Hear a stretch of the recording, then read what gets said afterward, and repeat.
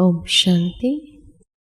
बच्चे को यही वरदान दे दिया, सफलता स्वरूप भव। हर सीजन की बाबा की मुरलियां जब सुनते हैं तो बाबा समय अनुसार इशारा भी देता है और वरदान भी देता है। ये समय को देखते हुए ही बाबा ने ये साल हम बच्चों को वरदान भी दिया है, साथ में कुछ इशारा भी दिया है। इशारा उन बातों के ऊपर है जो सूक्ष्म आने वाले पेपर्स है, और उसमें से पास होने के लिए या सफलता स्वरूप बनने के लिए वो वरदान कैसे अनुभव कर सको, उसके लिए भी बाबा भिन्न भिन्न युक्तियां हम बच्चों को देते ही आए हैं। सफलता स्वरूप बनने के लिए क्या होना चाहिए, उसका आधार क्या है, और आने वाले समय के हिसाब से पेपर कौन से हैं। जब दुनिया के अंदर भी चारों ओर परिस्थितियां इंसान को तंग करती जा रही है और हर आत्मा तंग होने का अनुभव कर रही है, तो ऐसे समय में ही बाबा ने हम बच्चों को ये वरदान इसीलिए दिया ताकि दुनिया की आत्माएं हमारे चेहरे और स्वरूप से वो प्रेरणा प्राप्त करें। क्योंकि बाबा कई बार हम बच्चों को ये कह चुका है कि बच्चे, अंत में तुम्हारा स्वरूप ही ऐसा होगा जो बाप दादा को प्रत्यक्ष करने का आधार बन जाएगा। तो ऐसे तंग वातावरण में अगर हमारे चेहरे पर सफलता की खुशी झलक रही हो, हर कार्य में सफलता अनुभव कर रहे हैं, क्योंकि सफलता ऐसी चीज है जो सिर्फ खुद को अनुभव हो ऐसा नहीं, लेकिन दूसरों को स्पष्ट दिखाई देती है कि ये सफल हो गए। तो वो सफलता विजयी हर बात में दिखाई देने लगती है। वही दुनिया की आत्माओं के लिए सबसे बड़ा आश्चर्य बन जाता है कि इतनी परिस्थिति और समस्याओं के बीच में भी ये हर कार्य में सफल कैसे हो रहे हैं। जब वो हर कार्य में फेलियर अपने आप को महसूस कर रहे हैं तो वो ये सोचते हैं ये सफल कैसे हो रहे हैं। इसीलिए बाबा ने हम बच्चों को ये वरदान दिया, लेकिन वो सफल स्वरूप होने के लिए हर मुरली में उसके लिए कुछ न कुछ धारणा की बातें बताई है। इस सीजन की सबसे पहली मुरली जब बाबा की सुनते हैं, पढ़ते हैं, तो उसमें बाबा ने पूरी प्यूरिटी की रॉयल्टी क्या है, पर्सनालिटी क्या है, उस पर इशारा हमारा खींचा है। क्योंकि चारों ओर दुनिया के अंदर आज की सवेरे की बाबा की मुरली के हिसाब से ही देखा जाए तो इतनी इम्प्यूरिटीज बढ़ती जा रही है। वहां तक कि बाबा ने उस मुरली में यही कहा कि सिर्फ पवित्र बन जाना, इसी को ही प्योरिटी की रॉयल्टी नहीं कहा जाता है, लेकिन प्यूरिटी हमारी भावनाओं में, हमारी मनोवृत्ति में समाई हुई हो।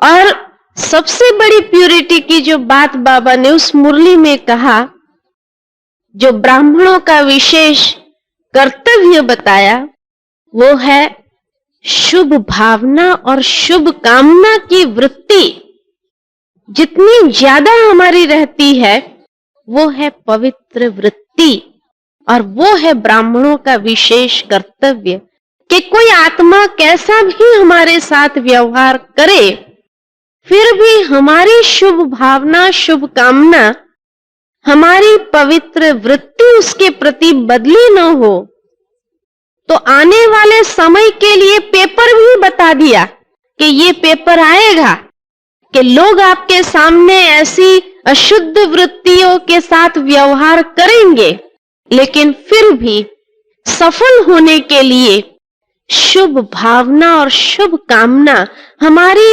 वृत्ति के अंदर इतनी ज्यादा समाई हुई हो कि कैसा भी व्यवहार करने वाली आत्मा के प्रति भी हम यही पवित्र वृत्ति अपनी बना के रखें। खाली खुद पवित्र हो गए, ब्रह्मचर्य को पालन कर लिया, यही प्यूरिटी की रॉयल्टी या पर्सनालिटी नहीं है। लेकिन हमारी भावनाओं में भी ये वाइब्रेशन कांस्टेंट हर आत्मा के प्रति निकलते रहे, निरंतर ये चलते रहे, ये चेक करना है। क्योंकि ये हमें सफलता स्वरूप यानी उन आत्माओं के दिल में भी विजयी हमें बना देगा। वो आत्माएं भी अंत में यही कहेंगे, हमने इतनी उनके प्रति ऐसी भावना रखी, लेकिन फिर भी इसने मेरे प्रति कभी भी कोई भी अशुद्ध भाव तक नहीं रखा। यह है पवित्र भावना। तो ये सफल होने का पहला फाउंडेशन है। इसलिए बाबा की पहली मुरली इस फाउंडेशन को इतना डिटेल में क्लियर करने लगी, जो एक बेस बन गया सफलता स्वरूप बनने के लिए। दूसरी मुरली जो बाबा की चली, निश्चय में विजयी, निश्चय बुद्धि विजयंती। हमेशा ये स्लोगन सुनते आए हैं, लेकिन बाबा ने उस मुरली के अंदर भी स्पष्ट किया 4 प्रकार के निश्चय की बात। तो बाबा ने उसमें भी 4 प्रकार के निश्चय की बातें बताई। स्वयं में निश्चय, बाप में निश्चय, ड्रामा में निश्चय और परिवार में निश्चय की बात बताई। निश्चय यानी एक फेथ से कैसे हम विजयी बन जाते हैं हर बात में, यानी सफलता स्वरूप हो जाते हैं। लेकिन स्वयं में निश्चय की कमी यानी कि भगवान ने जो हम बच्चों को इतने श्रेष्ठ स्वमान दिए हैं, उस श्रेष्ठ स्वमान की सीट से जब हम नीचे उतर आते हैं और नीचे उतर आकर के जब ये सोचने लगते हैं कि मैं तो ऐसा नहीं बन सकता हूं या नहीं बन सकती हूं, बाबा ने तो इतनी ऊंची बातें कही, लेकिन ये तो बड़ों लोगों के लिए है, हमारे लिए नहीं है। और सारा दिन जो हमारा साधारण स्वमान की स्थिति में गुजरता है, तो ये स्वमान में यानी स्व में निश्चय की कमी है। क्योंकि तब हम ये श्रेष्ठ स्वमान को धारण नहीं कर पाते हैं और उस श्रेष्ठ स्वमान की सीट पर सेट होकर के सारा दिन गुजार नहीं सकते हैं। अगर सचमुच हम प्रयोग करें अपने आप से भी कि कोई ना कोई एक श्रेष्ठ स्वमान लेकर के सारा दिन जब उस अनुसार हमारा देखना, बोलना, संकल्प चलाना, व्यवहार करना, वृत्ति में हर आत्मा के प्रति वो भावनाओं को रखना, उस हिसाब से अगर चले तो हर परिस्थिति जो आएगी उसमें स्वतः विजयी हो ही जाएंगे हम। ये है स्वयं में निश्चय बुद्धि बनना। ये है सफलता को प्राप्त करने का सहज तरीका। दूसरा, बाबा में निश्चय। वैसे तो हम सभी कह देते हैं कि हाँ बाबा में निश्चय है तभी तो हम यहां आए हैं, नहीं तो थोड़ी यहां पर आते थे, या बाबा के बने हैं। ये बात तो ठीक है, लेकिन कभी कभी बाबा के साथ रूहान करने में भी, करने के बाद या योग लगाने के बाद भी जब अंदर में ये संकल्प आ जाता है कि बाबा के सामने इतनी बार ये संकल्प रखा, बाबा तो पता नहीं मेरा संकल्प सुनता भी नहीं है, पूरा भी नहीं करता है, दूसरे सभी के संकल्प पूरे हो जाते हैं, मेरा संकल्प क्यों नहीं पूरा होता है, पता नहीं बाबा मेरी बात सुनता भी है या मेरा योग सही है या नहीं है। तो इस प्रकार की जो फीलिंग्स आती है या इस प्रकार के जो कमजोरी के संकल्प आते हैं कि पता नहीं बाबा मेरे को मदद नहीं करता है, ये बाबा में निश्चय है, ये बाबा में निश्चय की कमी है। क्योंकि बाबा हर आत्मा की पात्रता को देखते हुए उसको उस हिसाब से मदद करता ही है। तो बाबा की मदद को अधिक से अधिक खींचने के लिए स्वमान की स्थिति को डेवलप करते हुए वो पात्रता को हमें अपने अंदर बढ़ाना है। इसीलिए बाबा ने कहा पहला निश्चय स्वयं में और दूसरा निश्चय बाबा में। अगर स्वयं में निश्चय नहीं, वो स्वमान की श्रेष्ठ स्थिति पर हम सेट नहीं हो पाते हैं, तो बाबा में निश्चय कहां से कहेंगे? क्योंकि पहला स्टेप ही नहीं है तो दूसरा स्टेप कहां से आएगा? तो पहला स्टेप यानी स्वमान को धारण करते हुए वो पात्रता को बढ़ाते जाना, और जितनी हमारी अपनी पात्रता बढ़ती जाएंगी, बाबा की मदद को हम स्वतः खींच सकते हैं। भगवान हरेक को एक समान मदद देता है। ऐसे नहीं कि दादियों को ज्यादा मदद मिलती है, हमको तो कम मिलती है, महारथियों को ज्यादा मिलती है, हमको कम मिलती है, नहीं। लेकिन स्वमान से वो पात्रता हमारी बढ़ती जाती है, और जितनी पात्रता हमारी बढ़ती जाती है तो अपने आप पात्र बड़ा होगा तो बाबा की मदद भी इतनी ज्यादा अनुभव कर सकेंगे। फिर हमारे अंदर ये कमजोरी के संकल्प आएंगे नहीं बाबा के प्रति कि पता नहीं बाबा तो मुझे मदद नहीं करता, पता नहीं बाबा मेरी बातें योग में सुनता है, पता नहीं मेरा योग ठीक है या नहीं। स्वयं में इस प्रकार के संकल्प बाबा के प्रति आ जाना, ये भगवान के प्रति भी निश्चय बुद्धि हम नहीं हुए। तो इस निश्चय के फाउंडेशन को पक्का करना है, तभी ड्रामा में निश्चय बुद्धि हम बन सकते हैं। तीसरा कदम, क्योंकि ड्रामा में बाबा ने एक बात बहुत स्पष्ट इस बार बता दी, समस्या और सफलता दोनों को आना है, दोनों का आना है ही है, ये निश्चित है ड्रामा के अंदर। यानी हर समस्या का आना भी निश्चित है और उस समस्या में सफल होना ये भी निश्चित है, ये भी वरदान है। उस समस्या में विजयी बनना ये भी निश्चित है हमारा। लेकिन वो कब? जब वो पात्रता के आधार पर बाबा की मदद को स्वीकार करते हुए ये भी समझ लेना समस्या आई है और मुझे विजयी होना है। ये दृढ़ संकल्प हमारा जितना पावरफुल होगा, उतना उस ड्रामा के हर समस्या में भी हम स्वतः विजयी बनते चले जाएंगे। क्योंकि तब आत्मा के अंदर ये पाठ पक्का रहेगा, समस्या को देखते हुए घबराएंगे नहीं, लेकिन समस्या का आना माना नथिंग न्यू। अनेक बार के विजयी हुए हैं हम और अनेक बार होंगे। ये निश्चय अंदर में इतना ज्यादा हो, तब हर परिस्थिति में, ड्रामा की हर सीन में भी हम सहज सफलता स्वरूप होते हुए बाहर निकलते जाएंगे। और इतना आनंद आएगा उस समय कि कितना सहज, जैसे मक्खन से बाल निकल गया, इस प्रकार परिस्थिति इतनी बड़ी आती है, समस्याएं बड़े से बड़ी आती है, लेकिन हमारा सफल होना भी इतना सहज और स्वाभाविक बन जाएगा इस नथिंग न्यू के एक पाठ से। क्योंकि स्वमान के द्वारा हम बहुत ऊंची स्थिति पर चले गए हैं, जिससे वो समस्या नीचे है वो क्या दिखाई देती है? एक छोटा सा गोले के रूप में दिखाई देती है। तो वो हमारा नुकसान कुछ नहीं कर सकती है। बाबा ने कई बार हम बच्चों को ये बातें बताई है, कई ऐसे श्रेष्ठ स्वमान की बातें बताई है कि बच्चे, इस कल्याणकारी संगम युग में तुम्हारा अकल्याण करने वाली कोई परिस्थिति, कोई समस्या आ नहीं सकती है। इस ड्रामा में ऐसी कोई सीन आ नहीं सकती है। 100% है ये है निश्चय बुद्धि बन जाना। और जब ड्रामा की हर परिस्थिति को इतना सहज पार करते जाएंगे, तब परिवार में निश्चय यानी बाबा ने यही बताया कि परिवार में बातें तो आएंगी, ये तो नहीं कि बातें नहीं आएंगी, क्योंकि 84 जन्म का हमारा इकट्ठा पाठ है।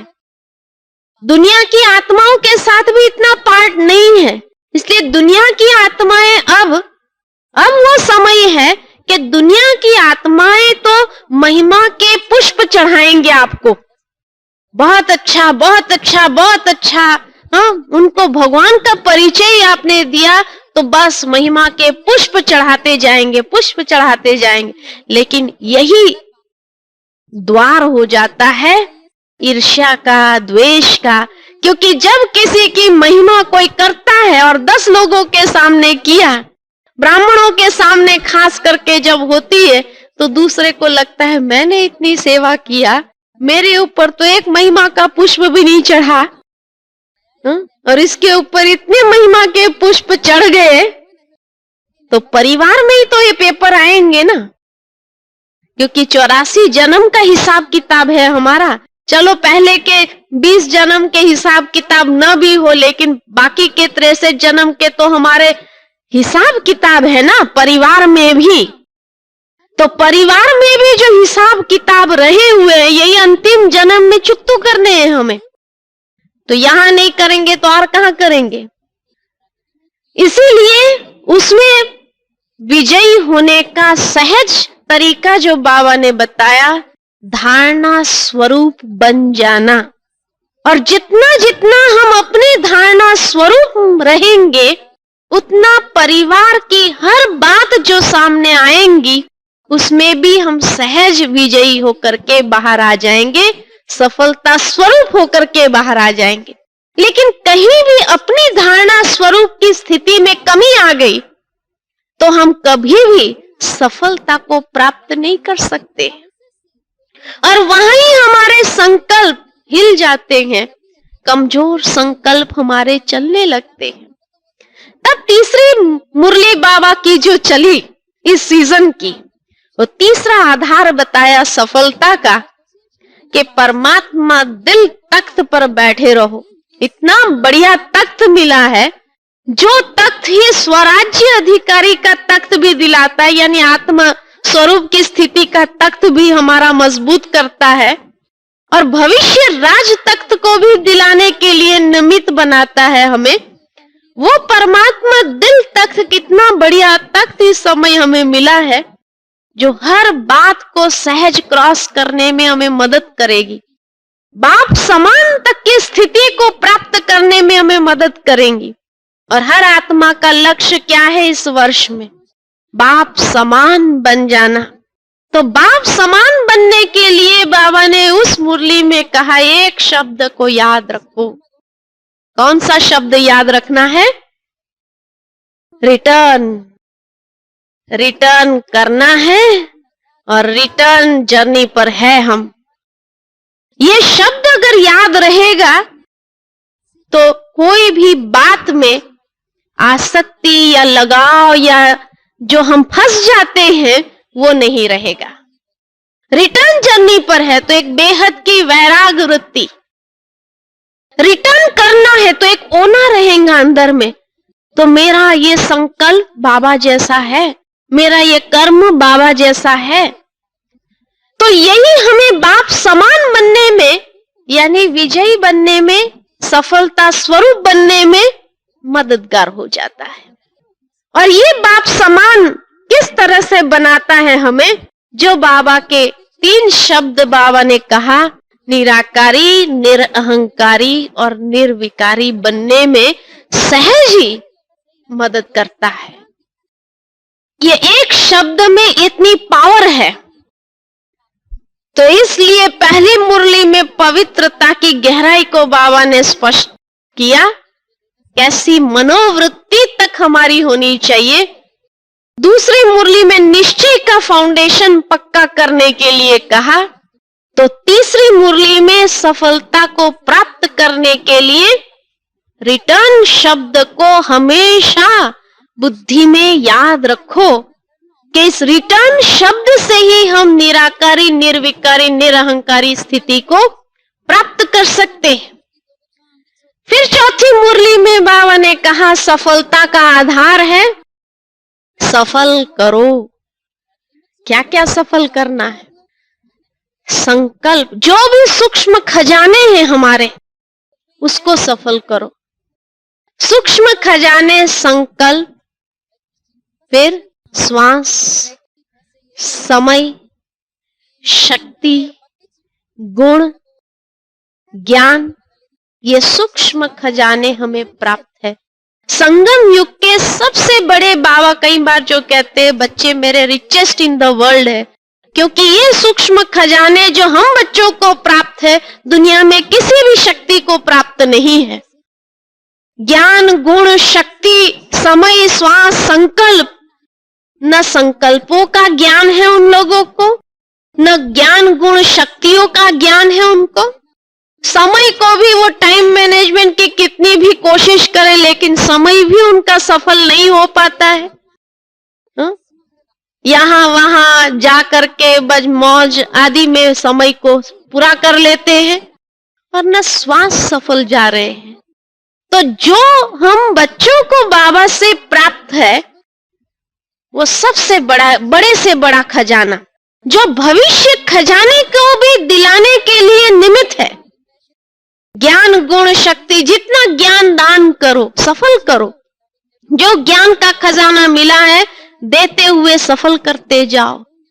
गुण दान करो, शक्ति दान करो, समय दान करो। किसी न किसी को समझाना माना समय दान करना, किसी न किसी को मदद करना ये समय दान करना। किसी न किसी के प्रति भले योगदान भी करते हैं तो हम समय दान करते हैं, संकल्पों का दान करते हैं, शक्तियों का दान करते हैं।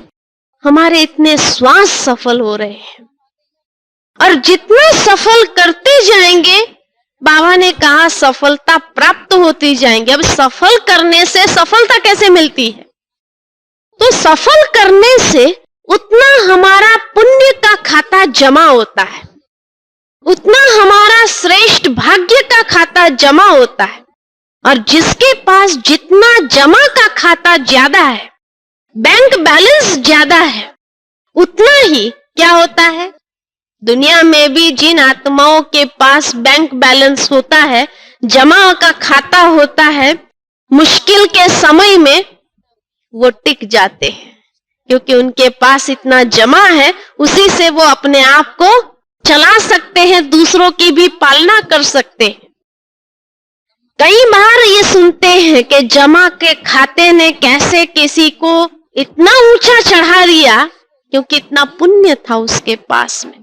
तो कितनी बड़े से बड़ी परीक्षा भी आती है उनके जीवन में, लेकिन परीक्षा में कैसे पार होते हैं?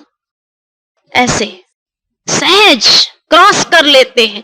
वो परीक्षा निमित्त मात्र आती है लेकिन उसको स्पर्श नहीं कर सकती है, उसको नुकसान नहीं पहुंचा सकती क्योंकि उसके पास जमा का बल इतना ज्यादा है। तो इस रीति से वो हर परीक्षा में भी सफल हो जाता है। तो जमा का खाता होने के कारण हम हर बात में सफल बनते जाएंगे। कोई भी बात में असफल नहीं हो सकते, लेकिन उसके लिए इतना जमा का खाता होना जरूरी है।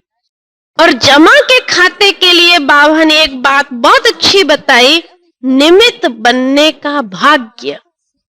छोटे से छोटी सेवा के लिए भी जब निमित्त बनने का एक भाग्य मिलता है तो वो निमित्त बनने का भाग्य बहुत बड़ा खजाने को सफल करने का तरीका है। वो हमें हर बात में आगे बढ़ाने के लिए निमित्त बन जाता है। लेकिन निमित्त बनने के भाग्य के साथ साथ बाबा ने एक और बात स्पष्ट किया, अंडरलाइन कराई, निमित्त बनने के भाग्य में फिर रोब नहीं आना चाहिए, अहंकार नहीं आना चाहिए। चलो अभिमान नहीं आता है लेकिन रोब आ जाता है कि मैं निमित्त हूं, तो ये भी वो निमित्त बनने के भाग्य में सारा पानी फेर देता है। इसलिए बाबा ने कहा निर्माण, और उस निर्माणता का प्रत्यक्ष सबूत क्या है? तो प्रत्यक्ष सबूत जो बाबा ने दिया अपनी भाषा से। बाबा ने कहा निर्मल भाषी और मधुर भाषी होगा वो। बहुत अच्छे बाबा के ये दो शब्द महसूस हुए, निर्मल भाषी, जैसे निर्मल जल की तरह निर्मल भाषी और मधुर भाषी। ये प्रत्यक्ष प्रमाण है कि निमित्त बनने का भाग्य होते हुए भी इतने निर्माण है, और वो निर्माण ही निर्माण कर सकता है, और उसका भाग्य सफलता को दिलाता है। भाग्य माना ये क्या? सफल हो जाना। भाग्य माना क्या? भाग्य प्राप्त होना, यही सफलता की निशानी है। तो इसलिए बाबा ने कहा, निर्मल भाषी, मधुर भाषी। ब्राह्मणों की भाषा कैसी होनी चाहिए? सचमुच अगर हम निराकारी, निरहंकारी, निर्विकारी स्थिति के समीप भी जा रहे हैं, तो उस समीप जाने का जो मीटर है, वो मीटर है हमारी वाणी, कि हम कितने निर्मल भाषी और मधुर भाषी बने हैं। तब कहेंगे कि हाँ, ये बाप समान बनते जा रहे हैं। तो इस प्रकार बाबा की सारी मुरलियां, समय कम होने के कारण मैं अभी तो सारा स्पष्ट नहीं करूंगी, लेकिन आप फिर से बाबा की मुरलियों को रिवाइज करना, क्योंकि हर मुरली में बाबा ने सफलता का एक आधार बता दिया है। अगर ये नहीं कर सको तो ये नहीं कर सको तो कोई एक तो कर सकेंगे ना आप। सफलता ही प्राप्त करनी है, सफल हो जाना है, बाप समान बन जाना, यही सफलता है। तो ये सफलता प्राप्त करने के, चलो किसी के अंदर कोई गुण है, किसी के अंदर कोई बात है, तो बाबा की वो बात, कोई बहुत निश्चय बुद्धि है, चाहे कोई भी तूफान आए हिल नहीं सकते, तो उसका निश्चय का गुण उसको सफलता स्वरूप। किसी को सफल करने की कला है, तो जो सूक्ष्म खजाने मिले हैं वो सफल करना उसको आता है, तो इसलिए वो उस रीति से आगे बढ़ सकते हैं और इस वरदान को, बाबा के ये साल के वरदान का साकार अनुभव कर सकते हैं। तो पेपर तो आएंगे, लेकिन जिसको सफल होने की एक कला आ गई, इस बाबा की सीजन की मुरलियों से, हर मुरली में एक बहुत सुंदर बाबा ने विधि बता दी है, और उस विधि को आप ढूंढ लो और देखो, आप अगर ये नहीं तो ये नहीं तो ये जो आपके पुरुषार्थ में सेट होती हो, उस बात को अपना लो और बाबा के इस वरदान को साकार में अपने जीवन में अनुभव करो, और देखो फिर कितनी खुशी होती है। फिर आपको महसूस होगा कि बाबा सिर्फ दादियों का या महारथियों का नहीं है जो उनको ही सफल, लेकिन आप सब सफलता का प्रैक्टिकल अनुभव इस जन्म में कर पाएंगे, और इतनी बेहद खुशी का अनुभव होगा उस समय कि कितना बाबा ने जैसे एक लिफ्ट दे दिया हमको, उड़ गए, पंख लग गए और बस सफलता को प्राप्त हो गए, ये महसूस करेंगे। तो इसलिए बाबा की भिन्न भिन्न मुरलियों से आप फिर से स्टडी करके, मनन करके उस बात को निकालना। जो थोड़ी बातें हमने इस सीजन की मुरलियों के आधार से महसूस किया, इसीलिए कहा सफलता के बहुत आधार है, एक या दो आधार नहीं है। संकल्पों में दृढ़ता, निश्चय में विजय, नियत अपनी प्योर हो, प्यूरिटी की रॉयल्टी हो उसके अंदर, और सफल करना जानते हो हर खजाने को, बस वो सदा सफलता मूर्त बनता ही जाता है। ओम शांति।